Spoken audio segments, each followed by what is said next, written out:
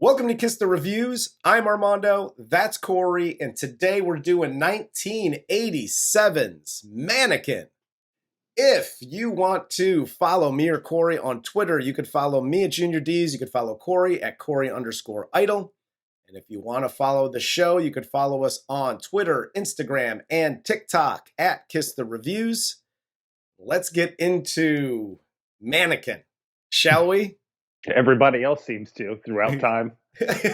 So we'll start with the cast. This film stars Andrew McCarthy as Jonathan Switcher, Kim Cattrall as Emmy, Estelle Getty as Claire Timkin, Meshach Taylor as Hollywood, James Spader as Richards, and G.W. Bailey as Felix Maxwell.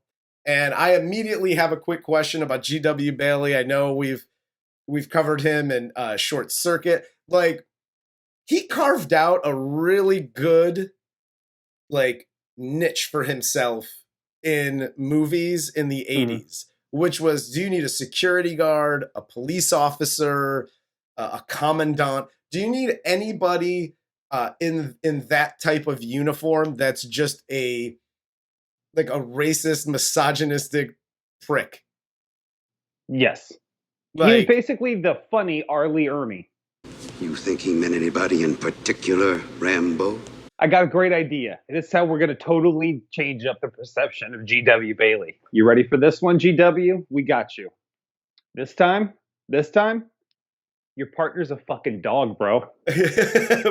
Boom. Boom. How about that, Mr. Family Guy, huh? Huh? Rambo?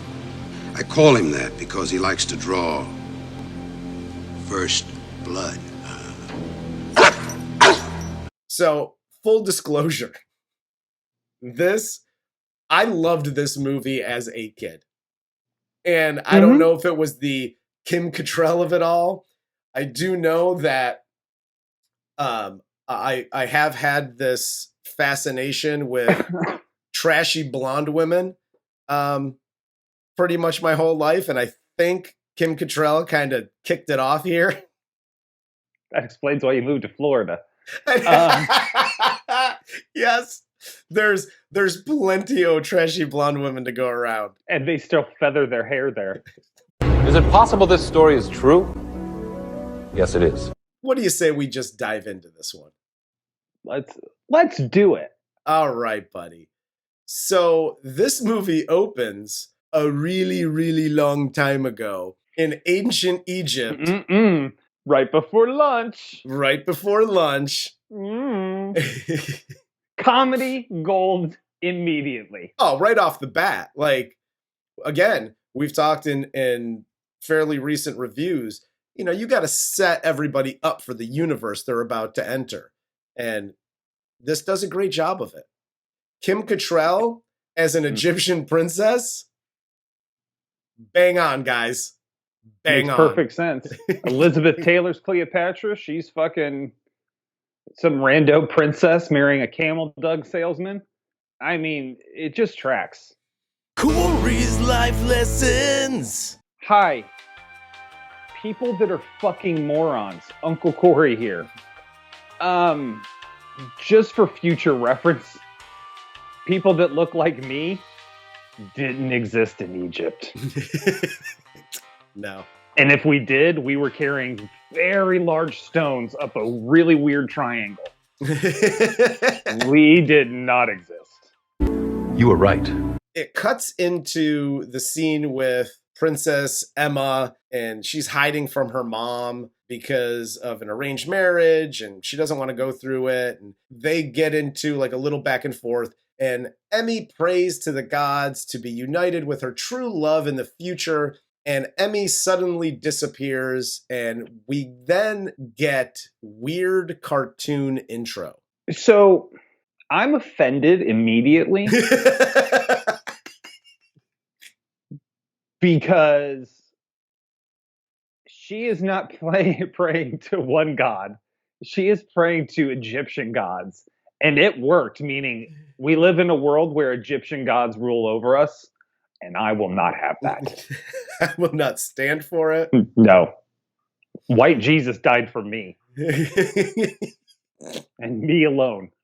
It then cuts to present day Philadelphia, where Jonathan is working at a mannequin factory, and he's super precise about putting the mannequins together, and his boss hates him for it, and Jonathan is fired because he's too slow. And we then see that he gets fired from every job because sculpting and things. He's a sculptor. And he brings this up at every goddamn job.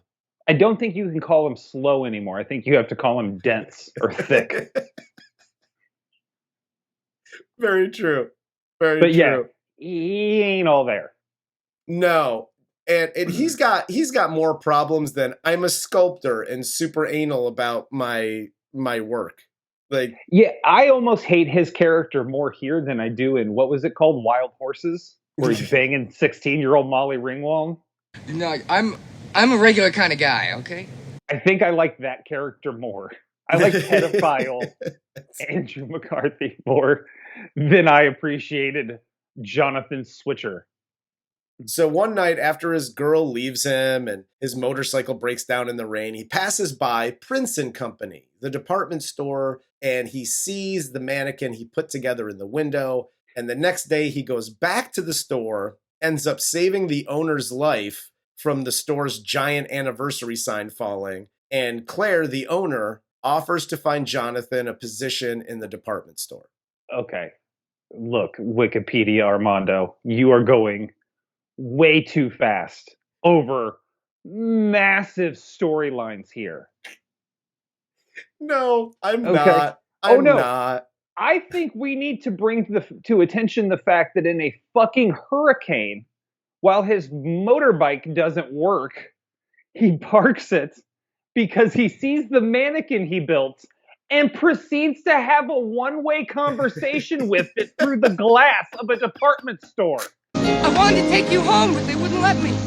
You know, you are the first thing I've created in a really long time that made me feel like an artist. This is the guy we're rooting for. We're hoping he gets it. You know what I'm hoping he gets? Medication. Because he is lost. I'm hoping he gets splinters, okay? That's what I'm hoping he gets. Oh, he definitely does. You were right. There's a lot of setup here, but it doesn't answer some of the most obvious questions that are top of mind, for me anyway, watching this movie again. And one of those are, again, a scene where you just kind of glossed over, where he decides he's going to stop a 600-pound sign, apparently, by standing in front of it, because that works. But as he's riding said sign back and forth while apparently doing a job interview, he gets shocked in his asshole and nuts 17 times.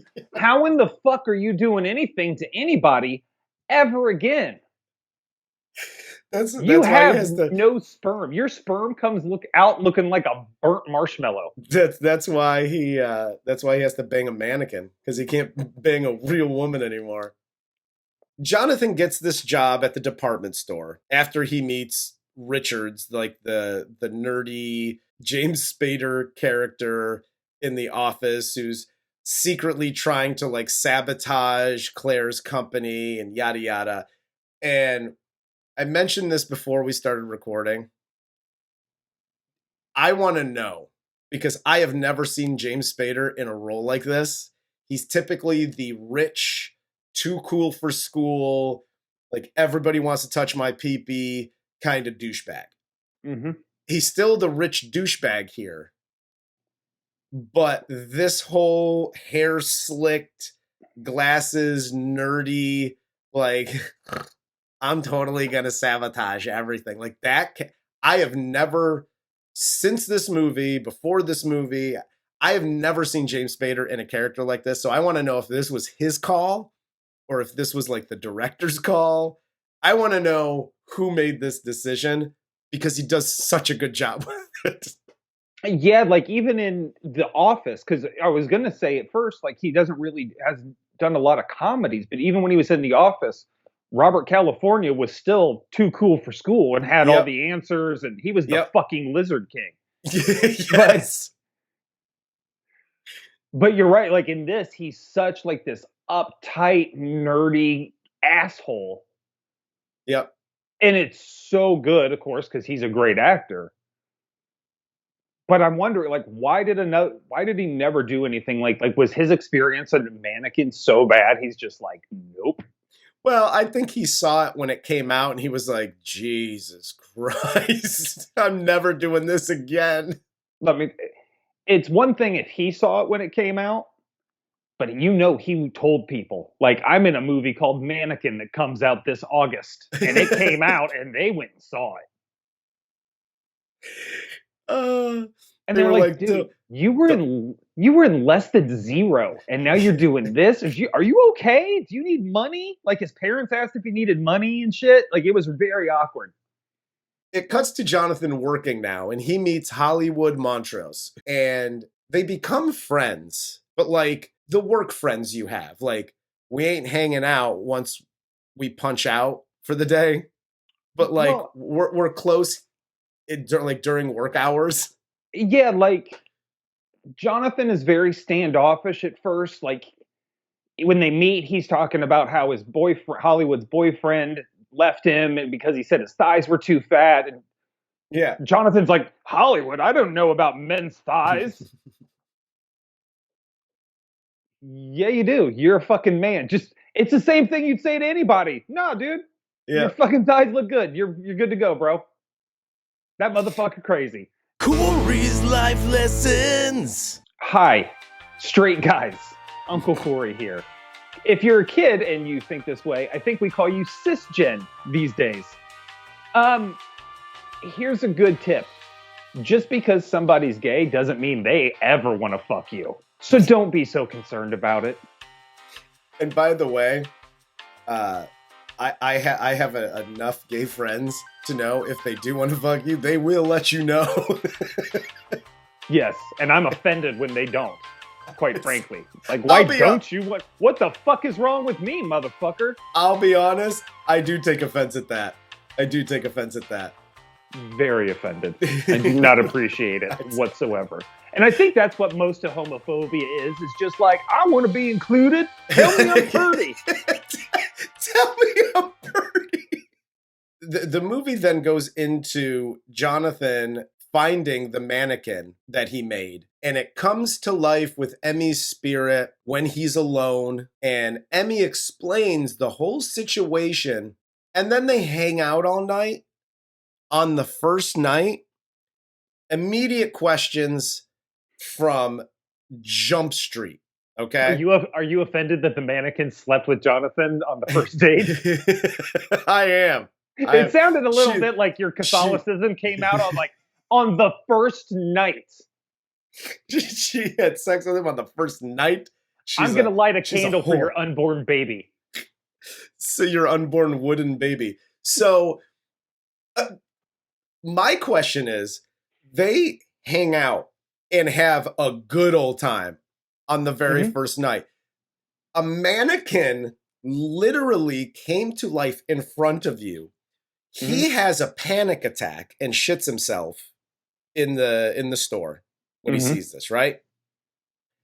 And he's like, he starts talking to himself. He's like, oh my God, am I crazy? Yada, yada. And then you go from that to 5 seconds later, you're like, let's walk around and hit tennis balls and let's go play with the audio system and whatever. Like now you're besties. It makes perfect sense to me. I don't know what movie you're watching, but they're covering all their bases. Okay. Cool story, bro. I gotta don't do that. Don't do that. It's not good for you. Hi, department store workers. If those are a thing anymore, you're setting up the big window display. Okay. And a mannequin comes to life. And you shit yourself, as you should. That should be your very first response. Don't, after 5 seconds of the whitest white woman ever explaining that she's Egyptian, don't immediately go, oh, that makes total sense. Do you want to hang out and like go grab something to eat? You've gone crazy. You've gone like Hunter S. Thompson, drug crazy. Just leave the situation, punch out, go home, and just take the next week off.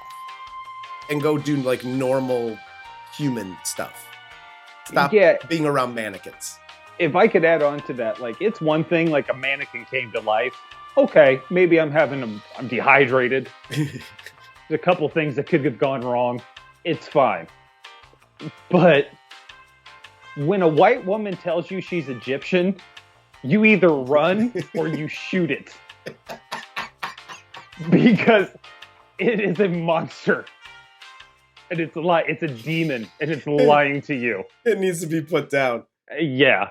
The next morning, Jonathan wakes up in the display window, and Emmy is back to being a mannequin. He immediately goes to his girlfriend, who just left him, who was there with her sexually assaulty boss, Armand, and admits the mannequin story to both of them. Okay? I don't have a whole long don't do that, but here's a quick don't do that. Don't fucking do that. If you think you're going crazy, don't spill your crazy onto other people and go, I think I'm going crazy. A mannequin was talking to me last night. Shit you should keep to yourself. You're right again. Especially, it's like, hey, I'm sorry I stood you up. I fucking was dehydrated. I passed out. I thought a fucking mannequin was talking to me for a second. Like, I was not in my right mind. I'm really sorry. Yep. Then let the cards fall where they may. But when you're like, hey, I designed a window last night with a mannequin that came to life, and it's this white girl from Egypt named Emmy. You're probably going to get broken up with, bro. Nobody's buying that shit. No, nobody's buying what you're selling. And I'm going to address this right now. Just because I was offended that the foreign Armand role did not go to you. Yes, I was very another upset role about that you got, dude. I was auditioning my ass off back then, and they were like, "You're 11. We can't have the sexually assaulty boss be 11." I was like, "But my name is Armand." I'll even drop the O on my. Right. It's easy. There's not a lot of acting involved. It's like Tony Danza always playing somebody named Tony in all of his shows. The window display is attracting a ton of attention in in downtown Philly, bringing customers to Prince and Company, and they're starting to make money, and nobody was going to the department store before, and Daryl Richards here is secretly, we find out, being paid by another store's owner, BJ Wirt, to get Claire to sell her store to him. I got a couple of things with this. One, I know back in the day, like, window displays were a thing. Like, department stores all had them. You go to New York City, you go to any big city downtown, you get the big department stores. They always had these like elaborate window displays. I don't know how shitty of a place Philly is, but that first window display, let's just say all of his window displays aren't great. The first one, it just has like rackets going back and forth and just like a couple of mannequins. Right.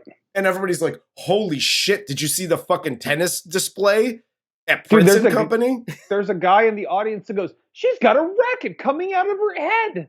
There were 20 mannequins. They had tennis rackets coming out of their head. BG's just a twerpy stock boy. That window was a fluke. That's just lazy work, bro. He fucking punched a hole in the back of somebody's head and stuck a tennis racket in there.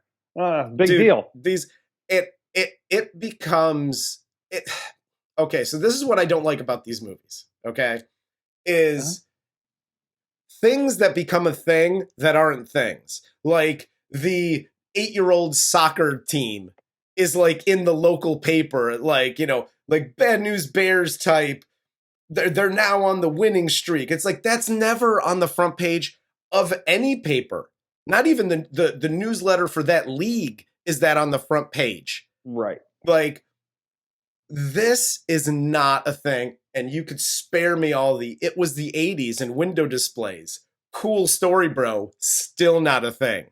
No, dude, the best window display he has is the bicycle one, and that looks like a high school play. With the backdrop is just a big sheet, like fucking airbrush cityscape on it, and it's just dry, like rolling by.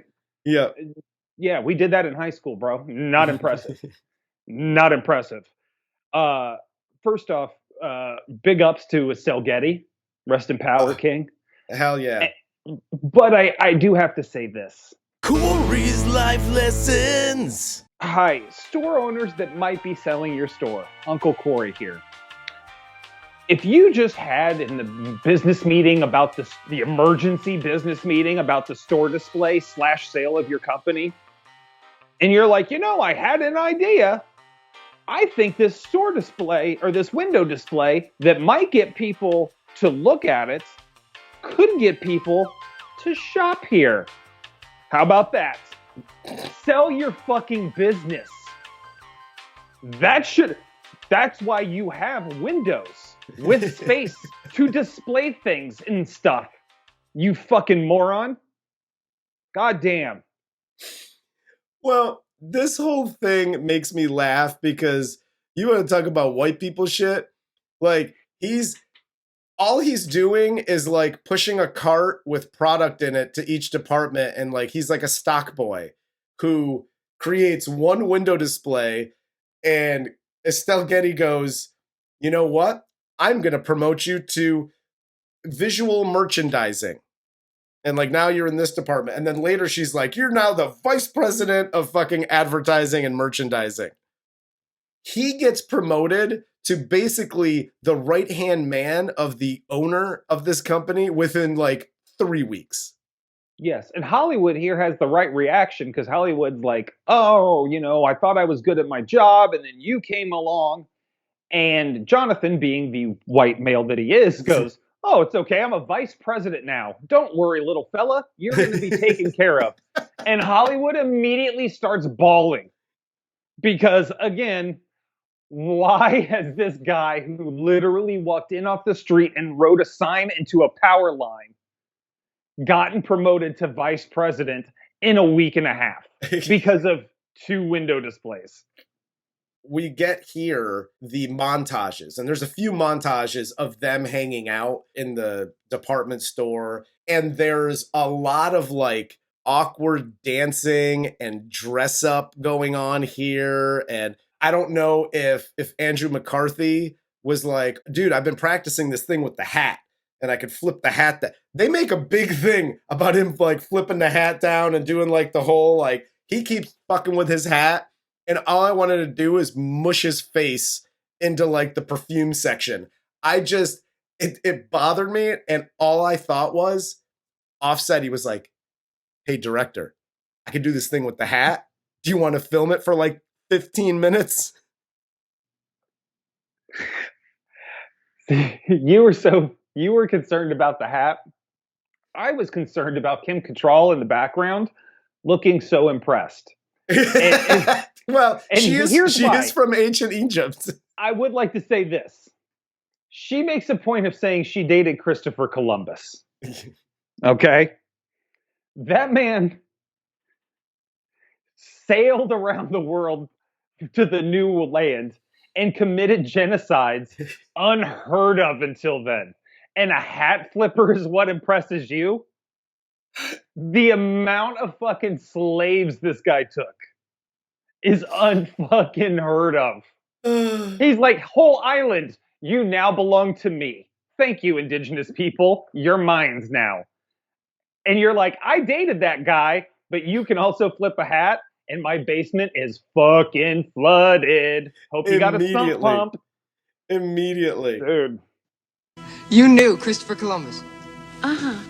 So Jonathan and Emmy here keep having like their little secret rendezvous and continue to create them dope-ass window displays together that bring more customers to the store. It also brings a phone call from Jonathan's ex-girlfriend who works for Illustra, this other store owned by BJ Wirt. And now there's like a B or C plot here where they're trying to hire him as their window display guy and their whatever. And they're not just want to buy, they don't want to just buy Prince and Company now. Yes. They want Jonathan at Illustra. Yes. Can you imagine it? Roxy and Jonathan at Illustra. together. That's And a they power want to go couple. so far as to start blackmailing him. They need to like invite him to lunches and trick him into like showing up places and threatening him with. It's like, dude, Stop it. And we see this because Roxy and a salty Armand, they sneak into Prince and Company after hours to take pictures of Jonathan and his supposed new girlfriend. But they see Jonathan like rolling around and banging a mannequin instead. And we also get a fight between Felix, the guard, and Jonathan for literally no reason. And then Emmy hang gliding for 15 minutes in the department store. I have so many issues and so many questions with this series of scenes. I have none. Move on. First, okay, so Emmy's there and she's like, ha ha ha, whatever, you know, while they're together and they're alone. And he's rolling around with her and they're banging or whatever they're doing. And then Felix, the guard, walks in, right? And she turns into a mannequin, the whole premise of this movie. If he is inside of her and she turns into a mannequin, what happens? That's question one. I don't know why, but that question was like in the front of my brain this whole movie. Because they're banging in the tent. They're banging on one of the beds in the department store under like a bearskin rug or whatever the hell. And I'm like, she turns into a mannequin. Does it just lop it off? Like, or does he become a mannequin? No, it's like Bluetooth. You just have hands free now. You can do stuff with your hands. It's very convenient. So that's one. And then two.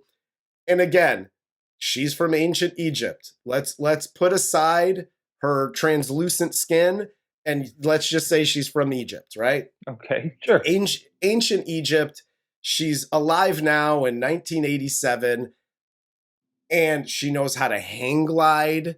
She knows how to dance when they're playing the music. And she's well, yeah. I mean, again, there was a lot of 1 and 3s on that one. She was doing a lot of like white lady dancing and very 80s style dancing, we'll say. She's doing a lot of these things. She plays with the stereo equipment and they're blasting music and she's not immediately like, there's a demon in the wall. The first thing she says is, where are they keeping all the musicians? And then, then she's like programming VCRs. Yeah. Dude, there's so many questions about that whole thing, but the 15-minute and the obvious wires hanging from the hang gliding in the hang gliding scene. And she's just like, yay, for literally like 15 minutes until she crashes into G.W. Bailey. Yeah, why are they selling fucking flight suits in this department store? It's really weird. I've been to a lot of department stores in the 80s. Yes. And like some of the classics, like Mervyn's and shit back in the day. Yep. Man, there's no parachute, no flight suit, no goggles. We didn't even have helmets back in the 80s. I don't know what the fuck she had on her head, but they didn't sell helmets in the 80s. Are you shitting me? We had like, we needed 300,000 more kids to fall off their bikes into the mid 90s until we were like, maybe we should watch that people's heads. Claire here fires Richards and Felix that next morning. And we get another montage. Included in this montage is Jonathan banging Emmy after they walk past all of his co-workers. Okay, I got a quick don't do that. Don't do that, it's not good for you. Hi, Jeffrey Dahmers or whoever likes to bang mannequins, okay? Maybe your mannequin comes to life. Maybe it's just a piece of wood and you bang it. I'm not one to judge. However, don't do what Andrew McCarthy does here, because literally everybody in his department, and now, you know, he's moving up the corporate ladder, and he's carrying the mannequin around with him everywhere. Everybody knows you're banging it, and he literally has no qualms about it. Carries it into the fucking pencil room or wherever he goes, bangs it while everybody sits outside and listens. Don't do any of this. Listen, just after hours, steal your favorite mannequin, go shove her into your apartment, and bang the hell out of her there. Don't be like carrying it in front of people like, we're about to go bang. Don't do that. That's fucking creepy and weird. Hell yes. The amount of mannequins I have fucked is beyond compare. But what I can promise you is this. I've never done it in front of other people. Yeah. So if you're going to fuck your mannequin or your watermelon or you want yogurt up your booty hole, whatever you are into, that's fine. Just do it in the privacy of your own home, unless you are getting paid at an establishment that puts on sex shows. That's a totally different story. That's fair. Otherwise, keep your freaky shit in your freaky house to your freaky self. It's not a kink shame. Just means we don't want to see that shit. Yeah, especially during work hours. Do you think I wear my fucking anal beads around the office? No. It then cuts from this to like Felix and Richards are following Emmy and Jonathan, and there's this weird car chase. And then Richards and Felix break into the department store and steal all of the female mannequins, including Emmy. And Jonathan wakes up the next morning naked in the store where Hollywood tells him the news that all the female mannequins have been taken. Were there HR departments back then? Because this guy's banging a mannequin in front of his employees and in front of his coworkers. And now he's your vice president and he's waking up asshole naked in like the bedding department or the sporting goods department under a bearskin rug and just running through the crowd, mind you, trying to cover up, but cock out. And everybody's clapping for him because they don't care that he's naked running through the store. They're like, dope display, bro. Yeah, first off, that's how you keep your job in the 80s, is you don't talk about shit.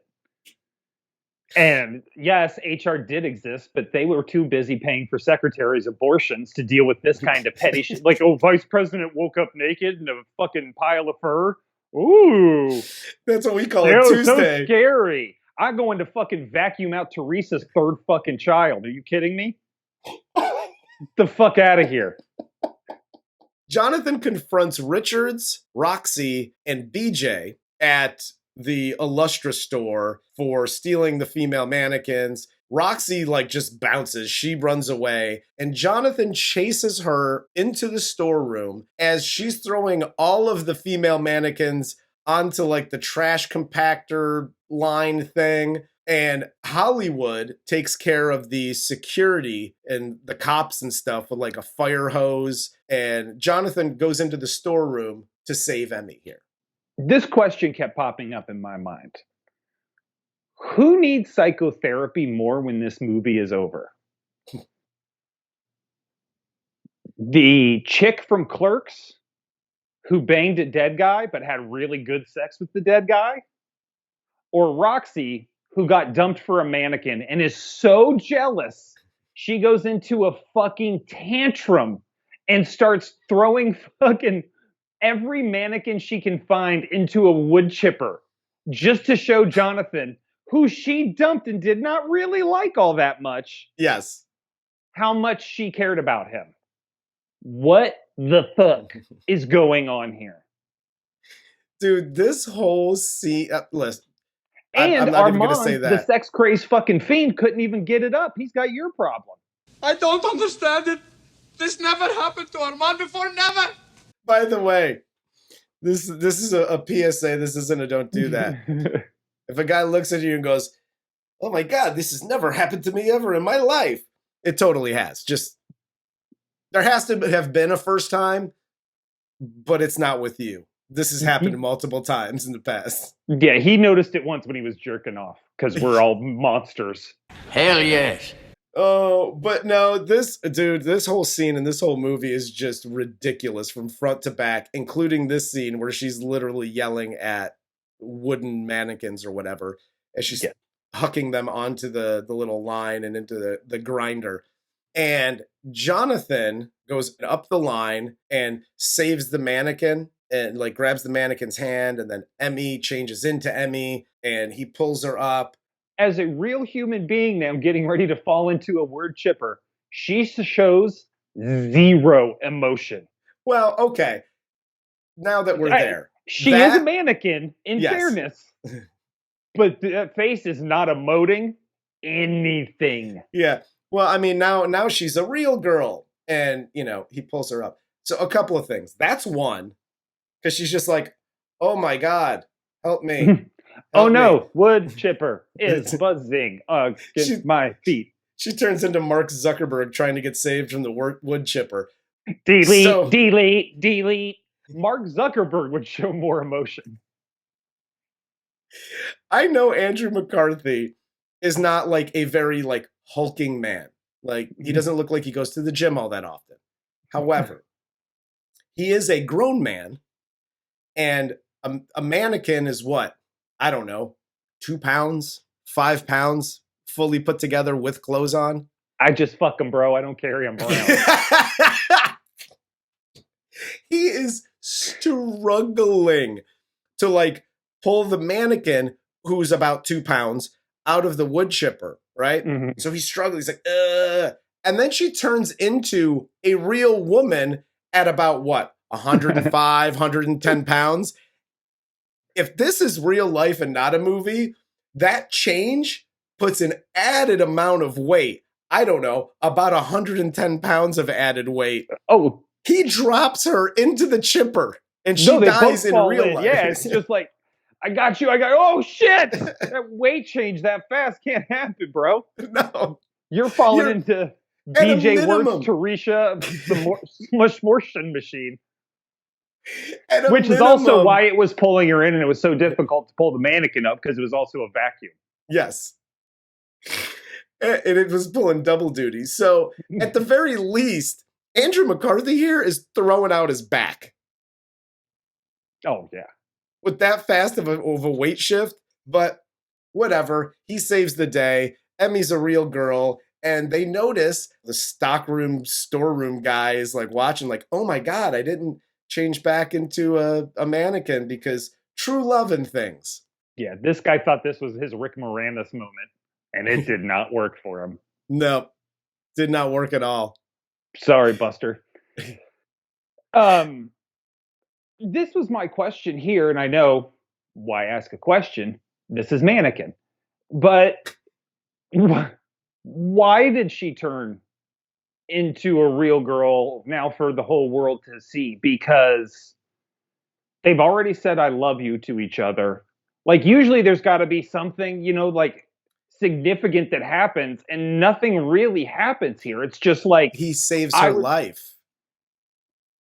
He risked his own life in the Smushmortion machine to save her life and love. No, there's got to be something else. That's not it. The Egyptian gods were like, you saved the Smushmortion. She's not going to have a wooden, like, she's still going to have her wooden baby now. Like, we're very happy. And now she's a real girl. I just figured it out because you reminded me that she was ancient Egyptian. They worship cats. Andrew McCarthy's a giant pussy. It works out. See how that all comes back around? Makes perfect sense now. I like it. But here, after he saves Emmy, everyone now rushes in. Claire comes in and tells the police to arrest everyone at Illustra for stuffing things, and the bad people are taken away. And then sometime later, Jonathan and Emmy are married in the Prince and Company window as everyone watches from outside, and we get credits. You know, because now it's a window display, and he designs window displays, so they get married as the window display. Get it? All of Philadelphia came to see it. It was quite the event. Dude, after I got done watching this movie, the one positive thing I will say about this, it's an hour and a half. Like, it's... You get through it pretty quickly. I wanted to... hit myself in the face with a shovel for liking this movie when I was like 12 or 13 or however old I was. But again, being a 12 or 13-year-old and seeing Kim Cattrall, and I was like, I turned into like Armando Tinglepants. And I was like, this is awesome. I don't know what's happening here, but I'm here for it. Watching it this time through, this is a rough one. I think you bring up a good point here with the age group in which your boner noticed Kim Cattrall existence. What was their target demographic? Was it 12 to 13? Because it doesn't really seem, this was a little more grown up for that. Yeah. But the humor seems more geared towards 12 or 13. It's almost like a Pixar movie in reverse. Like, this is a live action movie for adults, but all the humor is geared toward children. Yeah. I really don't. That's just the thing I kept at. Like, who was this movie meant for? No or clue. did nobody even bother asking that question? I don't think anybody really bothered. I think it was just like, this will be funny for who? Everyone. Like, I literally, it was like, it was rated E for everyone. Right. Like, I can tell on on this show with only 1,400 fucking subscribers what our demographic is simply based on the comments you guys leave. Yeah. So if I'm a studio executive, my question after even greenlighting this or before greenlighting this would be, who are we making this for exactly? Yeah. Because I just don't see it. Where does it fit? I'm not worried about it. I'm not worried about any of this. Yeah, there's a very Weekend at Bernie's type of feel to this. And there were these types of films that were like really ridiculous and yada yada. Mm-hmm. But when you get to like Weekend at Bernie's, that was very obviously made for adults.